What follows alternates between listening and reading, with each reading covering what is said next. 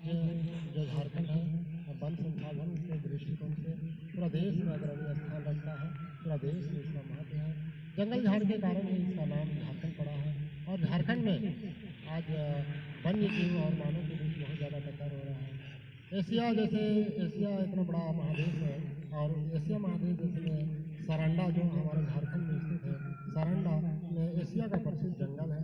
और आए दिन हम देखते हैं कि जो झारखंड का जो क्षेत्रफल है 29.6% है और 23,605 वर्ग किलोमीटर इसका क्षेत्रफल है। अगर हम झारखंड के बाहर और झारखंड के अंदर कुल वनों को देखते हैं तो 371 फीसदी का जंगल है। और जो जंगल है वो धीरे धीरे कटते जा रहा है, जंगल का उन्मूलन हो रहा है। इसके कारण भी यहाँ पर प्रदूषण हो रहा है और जो जंगली जानवर है उनका धीरे धीरे अब गाँव की ओर रुख कर रहा है। गांव के रूप करने के कारण है कि जो हाथी का कॉरिडोर है, हाथी का जो कॉरिडोर है उसको हम चेक डैम बना के, रेलवे ट्रैक बना के, सड़क मार्ग बना के जो हाथी का चलने का रास्ता था उसको हम रोक दिए हैं। उनका जो पानी का स्रोत था उस पानी के स्रोत को भी हम लोग कम कर दिए हैं। पानी का स्रोत को भी जैसे तैसे गड्ढा करके हम उसका पानी का स्रोत को कम कर दिए हैं। और हाथी का जो प्राकृतिक आवास था, बाघ का जो प्राकृतिक आवास था, तेंदुआ का जो प्राकृतिक आवास था, आज धीरे धीरे खत्म हो रहा है। हमारे लिए एक गौरव की बात है कि पलामू टाइगर रिजर्व हमारे झारखंड में है। दलमा का जो अभ्यारण्य है, गज अभ्यारण्य है, पश्चिमी सिंहभूम का जो गज अभ्यारण्य है, पलामू टाइगर रिजर्व का जो गज अभ्यारण्य है, यह हमारे लिए बहुत गौरव का बात है कि झारखंड में है। और यहाँ पर जो घटना घटता है दलमा अभ्यारण्य में या पश्चिमी सिंहभूम अभ्यारण्य में या पलामू टाइगर रिजर्व में, हाथी के द्वारा मात्र 15 ही यहाँ पर घटना घटता है। और अन्य जगह जो है झारखंड का अन्य जो जगह है उसमें हर साल हाथी से और मानव के टक्कर से 60 लोगों का मौत होता है। जो झारखंड में कुल 93% है, जो बहुत दुखदायी बात है। और जहाँ पर अभ्यारण्य है, गज अभ्यारण्य है, वहाँ पर 15% ही घटता है। आज हम लातेहार में, पलामू में, गढ़वा में देखते हैं कि तेंदुआ के द्वारा आज मानव पर हमला किया जा रहा है। तो हमला करने का कारण है कि उनका जो प्राकृतिक भोजन वो धीरे धीरे खत्म हो रहा है, जो कि मानव जंगल से बाहर निकलते हैं और मानव पर हमला कर रहे हैं। इसलिए आज बहुत दुख का बात है कि जंगल को बचाना चाहिए। और जो उनका कॉरिडोर है, जो जानवर का कॉरिडोर है, जो उनका प्राकृतिक आवास है, उनको आज रहने देना चाहिए। उसका जो पानी पीने का जगह है उनको रहने देना चाहिए। और यह तब भी यह संभव नहीं लगता है, इसलिए संभव नहीं लगता है कि जनसंख्या धीरे धीरे बढ़ रहा है। जनसंख्या बढ़ने के कारण और जंगल का घटने के कारण जो वन विभाग है वो वन विभाग भी इस मानव और वन्य जीवों के टकराव को रोक नहीं पा रहे हैं। अगर हम वनोपज को भी दृष्टि से देखते हैं, तो वहाँ के वन जो बायोडाइवर्सिटी के माध्यम से भी हम जो जंगल में रहते हैं, लोग रहते हैं, जंगल में बहुत सारा अभी झारखंड में ऐसा गांव है जो जंगल में रहता है। और झारखंड का जो वनोपज है, जो झारखंड का जो औषधीय पौधा है, उसका हम बायोडाइवर्सिटी के माध्यम से भी हम उसे अच्छा रोजगार पैदा कर सकते हैं, जंगल को कटने से बचा सकते हैं। क्योंकि जंगल के लोग, जो जंगल में बसा हुआ क्षेत्र है, वहाँ के लोग में कोई रोजगार का अभाव नहीं है, इसलिए जंगल को उन्मूलन करते हैं, जंगल को काटते हैं। और जिसके कारण भी वहाँ पर मानव और वन्य जीव में टकराहट हो रहा है। खासकर झारखंड में हाथी से सबसे अधिक मौत होता है, हाथी से सबसे ज़्यादा टक्कर होता है। क्योंकि हाथी के रहने के लायक अब हमारे लिए जंगल जो प्राकृतिक आवास है वह धीरे धीरे खत्म हो रहा है। इसलिए हाथी जितने भी हैं सब अब गाँव की ओर प्रवेश कर रहे हैं। धान के मौसम के समय में या किसी भी समय में हमारे गाँव की ओर रुख करते हैं, हमारे गाँव की ओर आते हैं और मानव से इनका किसी न किसी हाल से टक्कर हो जाता है, जिसके कारण कोई ना कोई व्यक्ति का मृत्यु हो जाता है। और मृत्यु होने के कारण बहुत जान माल का हानि होता है।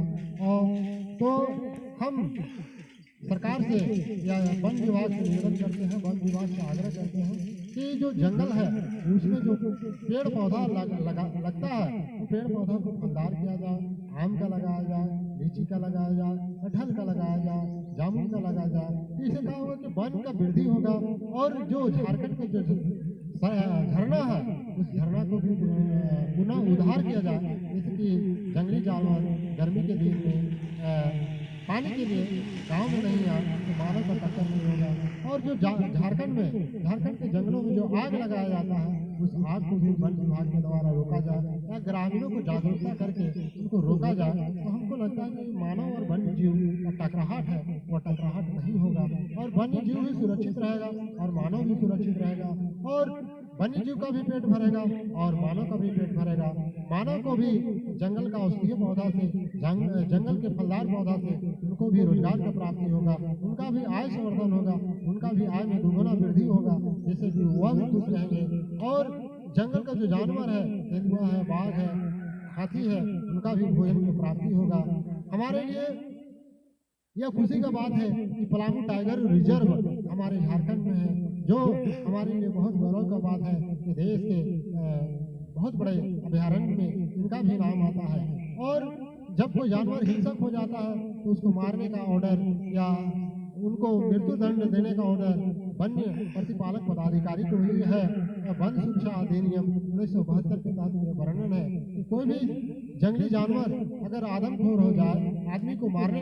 आज जो झारखंड है वन संसाधन के दृष्टिकोण से पूरा देश में अग्रणी स्थान रखता है, पूरा देश में इसका महत्व है। जंगल झाड़ के कारण ही इसका नाम झारखंड पड़ा है और झारखंड में आज वन्य जीव और मानव के बीच बहुत ज़्यादा टक्कर हो रहा है। एशिया इतना बड़ा महादेश है और एशिया महादेश जिसमें सारंडा जो हमारे झारखंड में स्थित है, सारंडा में एशिया का प्रसिद्ध जंगल है।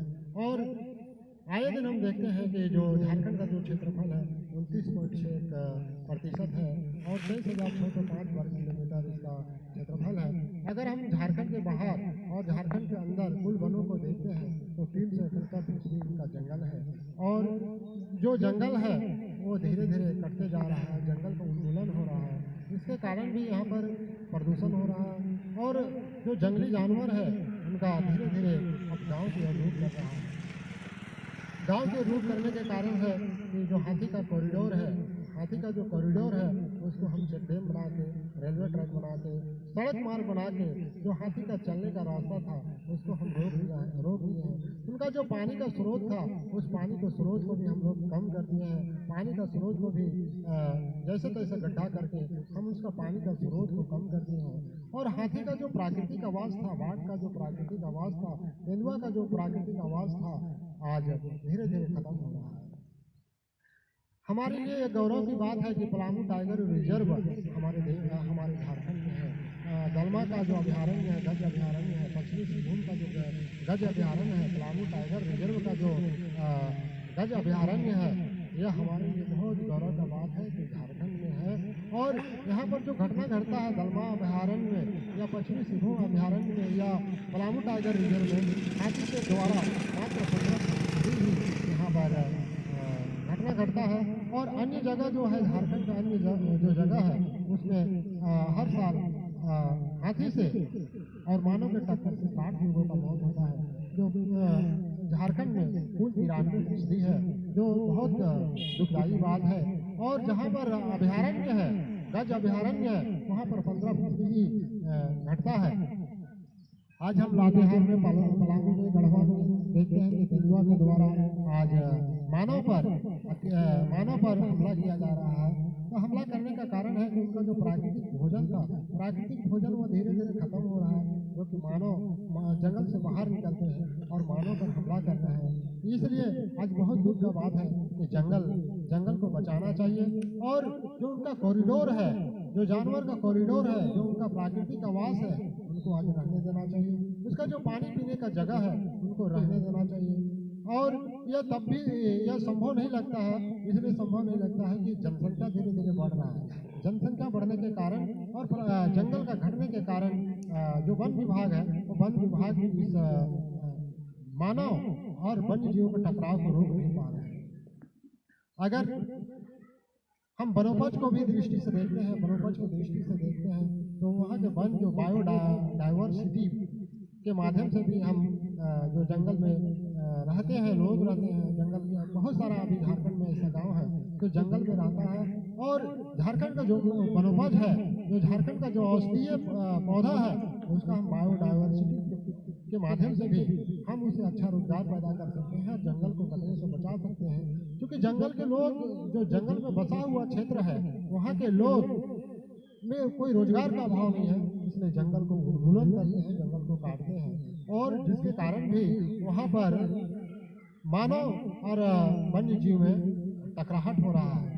खासकर झारखंड में हाथी से सबसे अधिक मौत होता है, हाथी से सबसे ज़्यादा टक्कर होता है, क्योंकि हाथी के रहने के लायक अब हमारे लिए जंगल जो प्राकृतिक आवास है वह धीरे धीरे खत्म हो रहा है। इसलिए हाथी जितने भी हैं सब अब गांव की ओर प्रवेश कर रहे हैं। धान के मौसम के समय में या किसी भी समय में हमारे गांव की ओर रुख करते हैं, हमारे गांव की ओर आते हैं, और मानव से इनका किसी न किसी हाल से टक्कर हो जाता है, जिसके कारण कोई ना कोई व्यक्ति का मृत्यु हो जाता है, और मृत्यु होने के कारण बहुत जान माल का हानि होता है।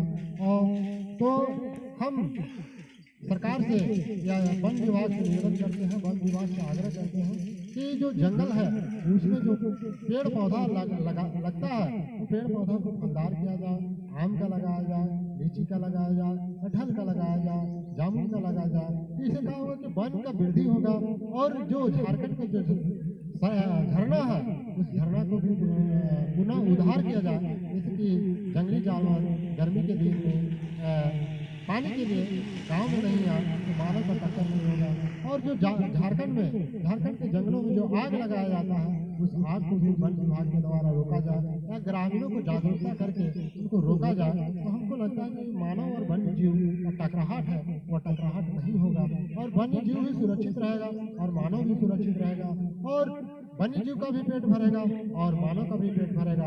मानव को भी जंगल का औषधीय पौधा से, जंगल के फलदार पौधा से उनको भी रोजगार का प्राप्ति होगा, उनका भी आय संवर्धन होगा, उनका भी आय में दुगुना वृद्धि होगा, जिससे कि वह भी खुश रहेंगे। और जंगल का जो जानवर है, तेंदुआ है, बाघ है, हाथी है, उनका भी भोजन की प्राप्ति होगा।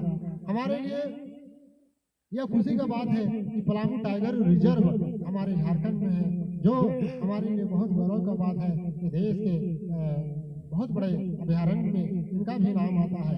और जब कोई जानवर हिंसक हो जाता है तो उसको मारने का ऑर्डर या उनको मृत्यु दंड देने का ऑर्डर वन्य प्रतिपालक पदाधिकारी को ही है। वन सुरक्षा अधिनियम 1972 के तहत वर्णन है कि कोई भी जंगली जानवर अगर आदमखोर हो जाए